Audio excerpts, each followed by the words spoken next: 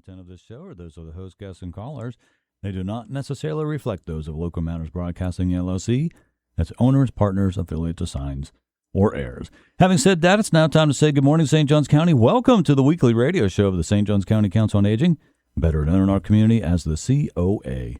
We are your local nonprofit agency who, for the past 51 years, has been leading and advocating for the dignity and independence of seniors and responding to their changing needs. I'm Brian Robinson, Program Director for COA, broadcasting to you live from the studio WFOI 102.1 FM, your local radio station for news, sports, and talk. Before we get into our show, let me remind everyone, if you have a question, comment, or a suggestion for a radio show topic, you can send an email to me by emailing radio@coasjc.org. Again, that's radio@coasjc.org. And then I do have two announcements before we get into the show, and they're both dealing with our Meals on Wheels. And if you're not familiar with that program, that is where a meal from our kitchen at 180 Marine Street is prepared, and then a volunteer takes it to a senior's home. And it's not only just taking a meal to their home, but it's also a wellness check where that volunteer is checking on the person and making sure that they are doing well. And if the person does not come to the door, then we're reaching out to the person that is listed as their emergency contact to make sure that they're okay. If nobody answers that, then we send law enforcement to do a wellness check to make sure that our seniors are doing well. But the Meals on Wheels program, you know, this time of year for millions of seniors, the holidays can be the loneliest time as they face silent nights, silent weeks, silent months. And many of them are left waiting for nutritious meals and moments of connection. So together we can end the wait and make the holidays brighter. So you can donate by going to our website, coasjc.org, and then put a /silent-night, and you can donate today to our Meals on Wheels program.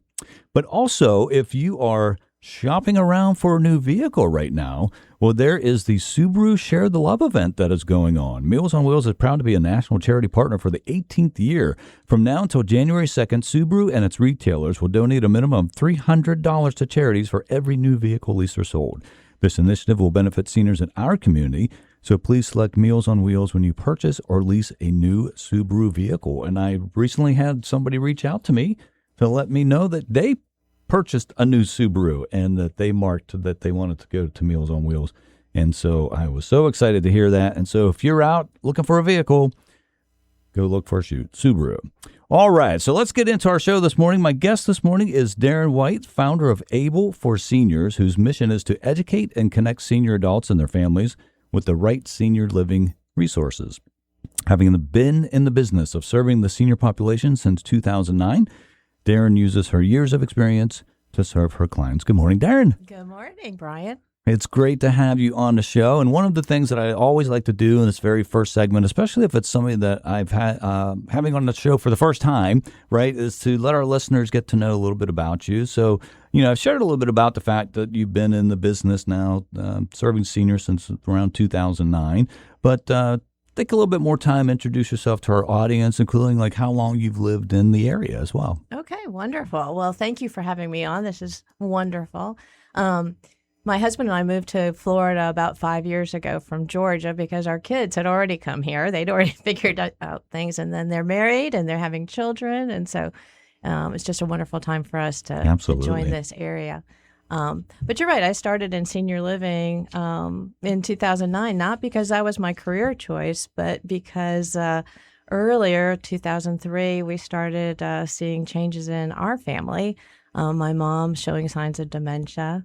Mm-hmm. And then my dad was diagnosed with Parkinson's, and my mother with a different type of dementia, probably like a Lewy body. And so I was, at the time, selling worldwide disaster recovery systems, information technology, and realized we had like our own disaster recovery that we had to try to figure out. Mm-hmm. And so we didn't know anything about anything at the time, and I took some time off and did some research and met some wonderful people and educated myself in all these different topic areas. And we ended up finding great resources for my parents. Mm-hmm. And then I decided rather than going back into information technology, I needed to do this as a way to help others on the journey. That's kind of how I got started.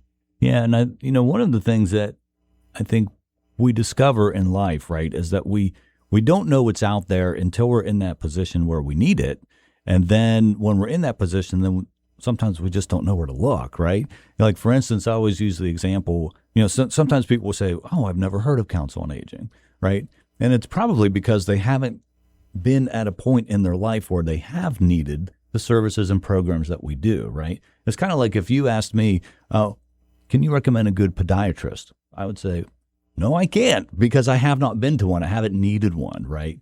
And so a lot of times people get to that point in life and they're like, oh my gosh, what do I do? Who do I turn to? So it's what I love. And that happens. People will come to us in a situation where they're looking for services that we don't provide, which includes things that you do, which is why I love that we have great collaboration with people that we can say, oh, we don't do that, but here's a list of some people who do, right? And so I love being able to do that for you and to give your name out there to people who are in that position. And so let's tell our listeners what you do at ABLE for Seniors. Kind of walk through the step-by-step process that happens if somebody contacts you for help. Yeah, absolutely. So I worked in the senior living industry, like working in assisted livings and independent livings and memory care and what have you.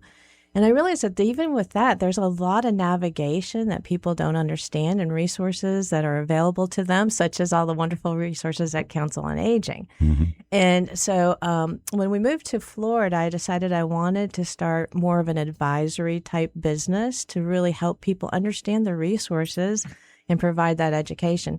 So I started ABLE for Seniors, and ABLE stands for A Better Living Environment. Mm-hmm. Leads to a better life for everyone. That's great. I love that. I truly believe that. So whether it's looking at the home environment and finding resources to make that home a better, safer, more equipped kind of environment so people can successfully stay there through end of life, or sometimes home's not the right place anymore and we need to look at other options. And so I help people, older adults and families, navigate these options. And I think it's important to know that my services are free of charge. I do not charge families or older adults. So it's really kind of my type of a ministry, right? Helping folks. I do have partnerships with the different senior livings in the area of Flagler, St. John's, Little Duval.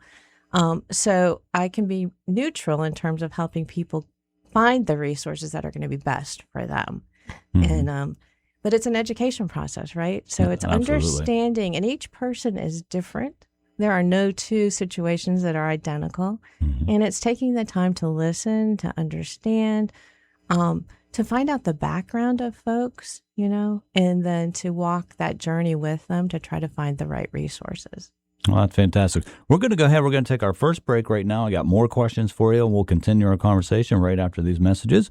You're listening to the weekly radio show of the St. Johns County Council on Aging. We'll be right back after these messages. And welcome back to the weekly radio show of the St. Johns County Council on Aging here on WFOY 102.1 FM, your local radio station for news, sports, and talk. I'm Brian Robinson, Program Director for COA, joined in the studio this morning by Derin White, who leads ABLE for Seniors.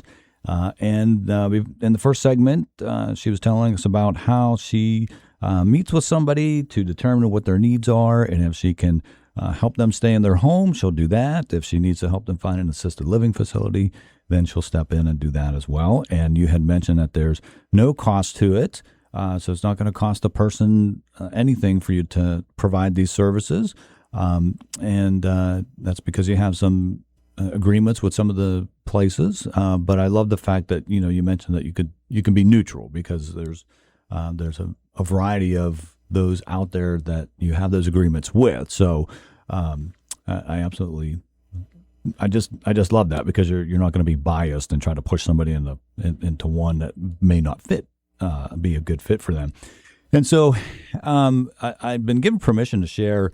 One of my good friends, Parker Fretwell, had called me a couple years ago, and he had an aunt who was in a situation that needed some assistance, and it was a situation where it was not something that we ourselves could do. And so I referred him to you.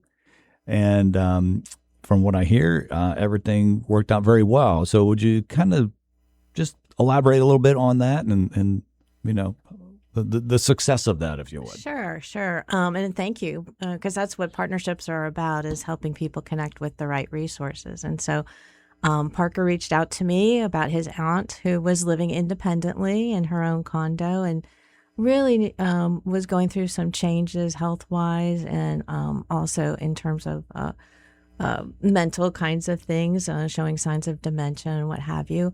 And she had some safety risks in the house. And so one of the things I did is I go out and I visit people in their home environment, because that's the way you learn about them and see what's going on. And so we looked at some of those risks and tried to surround her with some good resources, right? So even contacted Council on Aging because she had a repair that she needed in her kitchen. And Council on Aging came out and provided those services, which was amazing. And tried to safeguard different areas of her condo. And then also making sure that she was nutritionally safe, right? So she signed up for Meals on Wheels, and she had some wonderful neighbors also, which is also part of the equation, right? Like, Sure. What kind of support do you have living around you as well? But eventually, that was just not quite enough. And so Parker and I discussed different options and looking at what his aunt liked to do and the kind of support that she needed and what have you.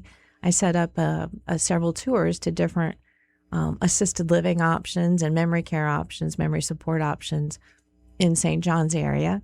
And I like to accompany folks when they tour a community because there's so many different things to look at.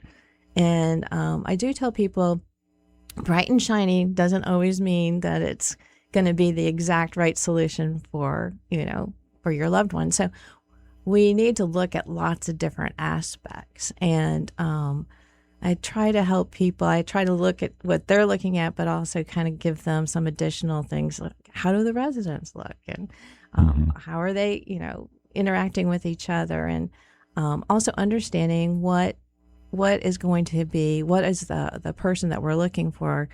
What is that person like? Is this going to fill their needs, kind of thing? And so it was wonderful to have that journey with Parker and look for different options. And he found one that worked for his aunt. And I'd like to say that she's doing very well there, and she's successfully, continuing on her journey. And so. And my assumption is this is not something that you do in one day. I assume you probably, it took several. Oh, it's a process. Several weeks or so to, visit the different ones and then allow the person to make the right decision for them. And yes, absolutely. So, and a lot of discussion, right, back and forth, and talking still about resources. And then the process of moving into assisted living, there's a lot of different parts and pieces that people don't understand either, right? Because it's one of those things, if you haven't done it, you don't know what is involved.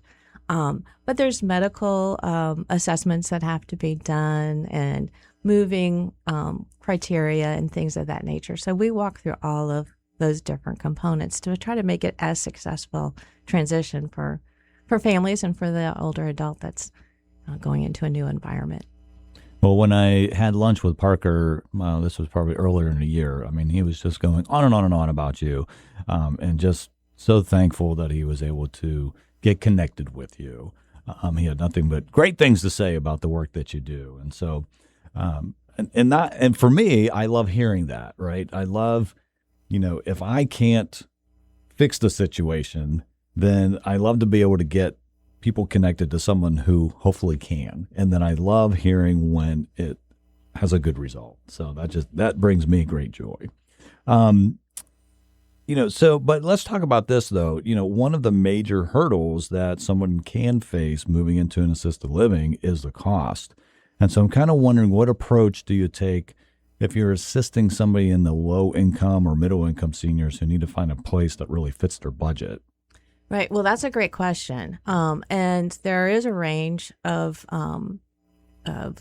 pricing, if you will, in assisted living and independent living with services. There's assisted living. There's assisted living with memory support, there's memory care. So there's a whole range. It depends on what a person needs too, which also defines what's the right environment for them, but also what is that cost going to look like. And there's quite a range of options in the St. John's area. So that's good. But for the most part, a lot of senior living is private pay. Mm-hmm. And it does get expensive. And there are rate increases, so that's also a consideration. But there's also Medicaid options that we can look at, and understanding the options for getting qualified for Medicaid also. So it's one of the things I think people try to recommend is, we need to look at this early. We don't want to wait for a crisis. Right. We need to do some what if planning, and that's for all folks, right? Mm-hmm.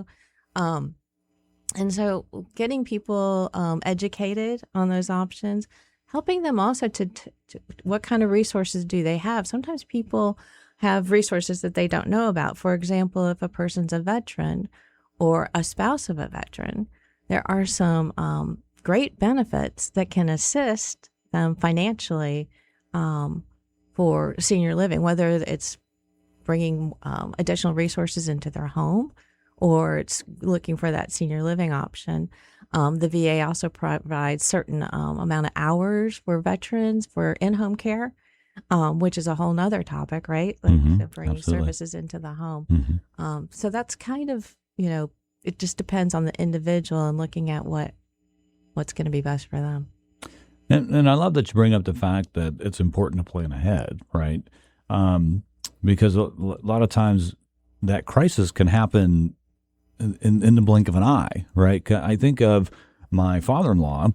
It's December of 2010, and 1 minute he's just fine, and the next minute he has a brain aneurysm rupture, and his life has changed forever, right? And not just his life, but my mother-in-law's life and my wife and I's lives, because we for the first year we kept him at home in his own home, and my wife would go and each day and help care for him, and then we eventually got to a point where it was easier to move them in with us, and so and especially her mother got diagnosed with breast cancer just 6 months after that. And so, then we spent the next 3 years caring for them. But, just like that, life changed, right? And we weren't prepared for something like that. I mean, they were both, in their very early 60s. So we weren't expecting something like that to happen. So, as you're aging and you're getting to that point, it's good to have that plan in place, so that you know who to look to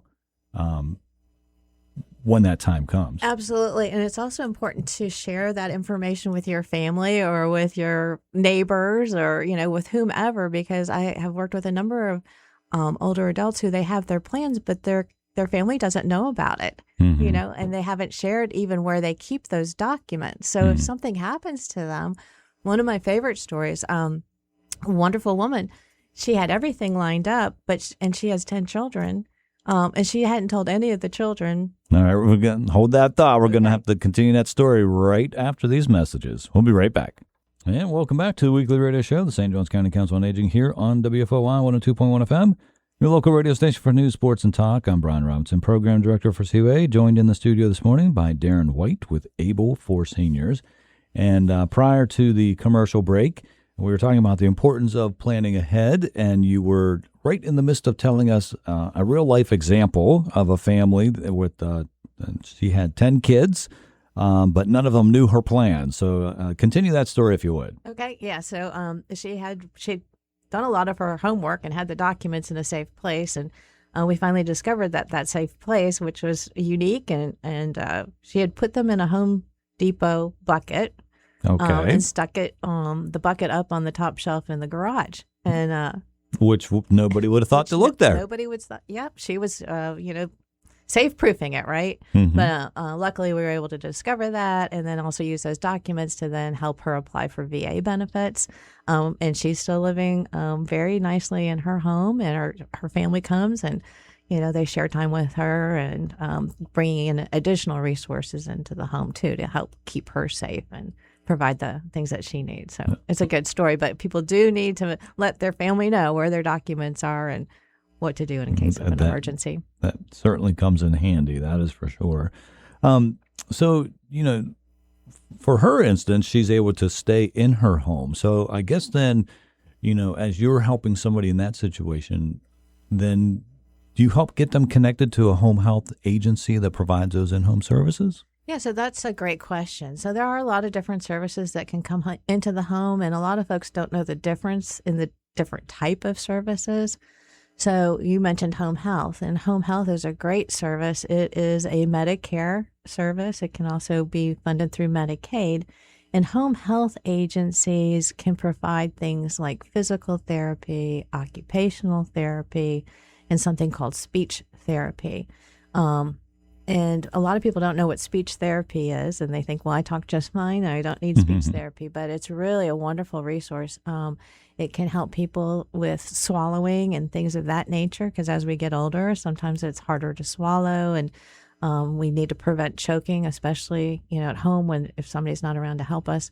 And then it also works on cognitive deficits and also helping build our brain, a lot like some of the resources that you have, Council of Aging. So home health can also provide in-home wound care and things of that nature. So typically it is an order that is requested by a person's doctor based on their needs. And so that's the resources that can come to the home and provide those kind of therapies.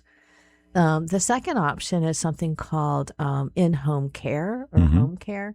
And that's where you have a caregiver that's either independent or they're part of an agency that comes to your home. And there's typically an hourly fee that is associated with that kind of care. And it's good to know the different types of agencies that are out there. So like I said, there's the private caregiver. And you have to be really careful about the different types of insurance that caregivers carry. So you want to make sure that you have a caregiver that's insured and that's trained. The home care companies, some of them have, they hire caregivers off of what's called a registry. So they don't actually work for that home care company. Other home care companies have their own employees that are caregivers. And so they're bonded and insured and covered. So there's, it's a process of educating people on the different options and then finding what is the option that's best for them. And going back to the VA benefits, the VA, if a person qualifies, a lot of times they can get free in-home care or a certain number of hours through the VA. There's also a new program out that's being offered through home care agencies. It's called The Guide. And The Guide is based on a CMS program that's looking at a 7-year study on dementia. And so they are offering to qualified people up to 72 hours of free in-home care if you have dementia and you have a Medicare. You have to have the regular Medicare kind of thing. And I know that there's a couple agencies that can provide that in-home care for free now if you qualify. So those are also good questions to think about and ask people, resources, Yeah, and you're such a person, right? They can reach out to you and you have all this wealth of knowledge about these things and you can help them and direct them in the right way to go. Yes, and that's part of why I do what I do, because you don't know what you don't know, right? And so having people that are walking this path and learning about all of these different options and just being able to share this information with people is so important. Absolutely. And, one of the things, we've been talking about planning ahead, one of the things that we do through our Independent Living Services Department is we coordinate with those in-home care agencies to go in and provide those type of services that you were talking about. But in order for somebody to get those, they first have to contact ElderSource, and they have to do an assessment with ElderSource, and they have to get on the wait list. And that wait list is very lengthy, as you can imagine, because it's at no cost to the person for the most part. Sometimes we have a program where there's a very, very, very small copay that they're responsible for. But for the most part, it's going to cost them nothing once they come off that wait list and we provide those services to them.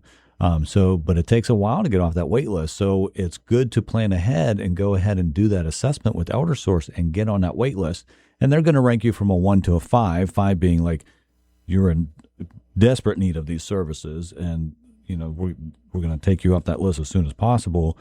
But you might be ranked a 3 when you call, and that's okay, because you can continue to call them, once a year and kind of give an update on what your status is, and then eventually you might get to that point. So at least you're on the list and you can kind of work your way up as your ranking changes, and then you're going to come off that wait list a lot quicker, But we only have so much money, right, that comes to us. So there's only so many people that we can serve. It'd be nice if somebody would hit the Powerball and then donate all that money to us, and then we could serve all kinds of people. That would be amazing. But until that happens, we got to work within the limited amount of money that we have to serve people. But our goal is to help seniors stay in their homes as long as possible. And I think that's kind of the approach that you take when they first contact you, is to say, hey, let's first look at your home and see if we can kind of keep you in it. Absolutely. Absolutely. And if it's the right place and we can make it safe, I do have a checklist that I work with. And I share that I do educational sessions, so that we can be proactive in this, because that's also part of it, right? Like what you're saying, like, let's plan ahead. Let's look at what we're doing. Let's look at what the resources are. And I'm so glad you brought up ElderSource, because I do recommend that as soon as I meet with a client, we need to get them enrolled on ElderSource, and at least get them in the, on the list, right? And then also to guide them and say, hey, is anytime you have a change in condition, you need to update ElderSource, because it does move you up potentially to get that service faster. So absolutely. All right. That music means it's time for our next break. We'll be right back after these messages. And welcome back to the final segment of the weekly radio show of the St. Johns County Council on Aging here on WFOI 102.1 FM, your local radio station for news, sports, and talk. I'm Brian Robson, Program Director for COA. We'll be off the air for the next 2 weeks for Christmas and New Year's, and we will be back on the air January 8th with Scott Hetzinger. I'm sorry if I'm mispronouncing his last name, but he is with Lend an Ear Outreach. So tune in then, same place, same time, right here on WFOI 102.1 FM. My guest this morning is Derin White with ABLE for Seniors. And we've been talking about everything that you provide and the importance of being proactive and planning ahead and so forth. One of the things I want to do in this last segment is talk about a couple things. One is the importance of services for dementia. And I think you've mentioned this already about, some assisted living places do have memory care available to them. And so can you talk a little bit more about that as far as, what type of services are they providing when they say memory care is available in assisted living?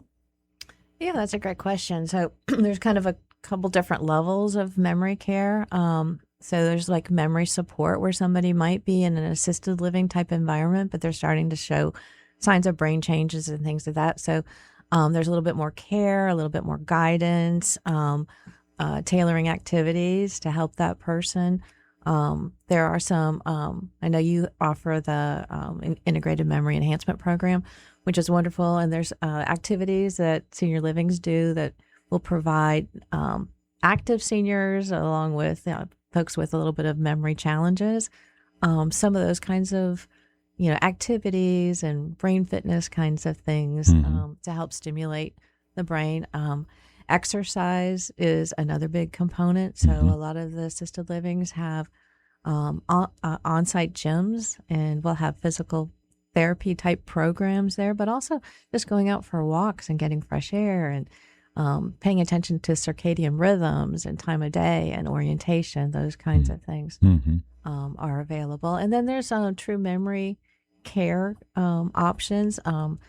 Both within an assisted living, there may be a separate secured memory care area, which is dedicated just to folks who need more programming in that area, but more care and a different kind of environment that stimulates a sense of calmness and also providing activities that are appropriate for folks with memory challenges. Mm-hmm.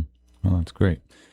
So you've been a continual supporter of Council on Aging, and you typically are a sponsor at our events. So I just was curious why you love supporting Council on Aging. Yes, I love St. John's Council on Aging. I call you the Council on Aging that's on steroids, because you all do so much. There's so many different parts and pieces to the Council on Aging in St. John's.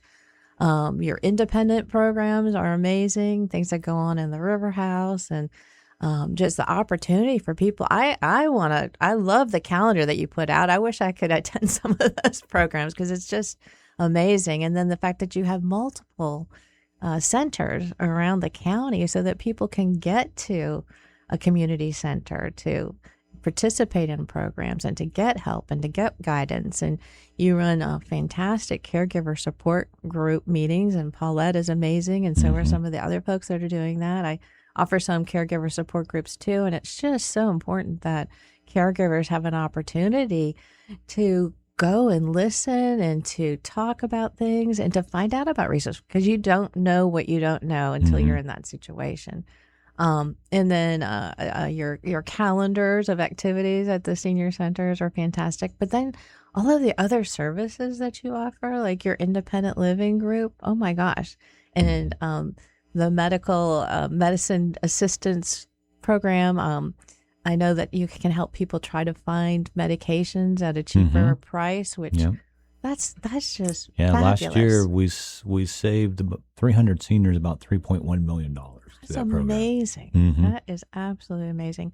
And of course, you have the congregate opportunities where people come during the day, and the morning programs and lunch, and it's not just a lunch; it's a great lunch. It's a very good lunch. Yeah, it's cooked right in our kitchen at our main location on 180 Marine Street, and it's a nice size portion too. Yes, and it's a lot of social interaction, which is so important. It's important at all ages, but really, as we get older, having that social content in our life is very, very important. And then the transportation you provide, oh my goodness, like that's such a great service to all of St. John's. So that's part of why I like Council on Aging so much, and I recommend you to as many people as I possibly can.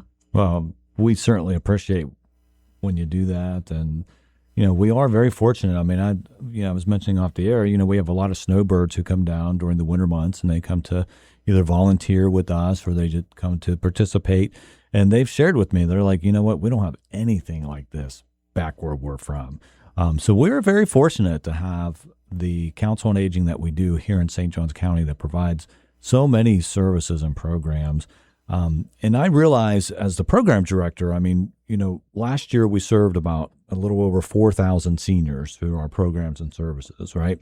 And I realize that we're really just kind of scratching the surface because, we have over 300,000 people who live here. 27% of those people are 60 or older. So, roughly that's like 75,000 people who are in that age demographic. So when you consider that we're serving 4,000 of those, we're really just scratching the surface. But again, it comes down to how much funding we have. That limits what we can do, right? And that's why I love the fact that we are a 501c3 nonprofit, because that gives us the ability for people to give to us financially, which then allows us, to do more than what the funding from our grants allows us to do, right? Because we do get money from the federal, state, and county governments, but that covers about 67% of what we do.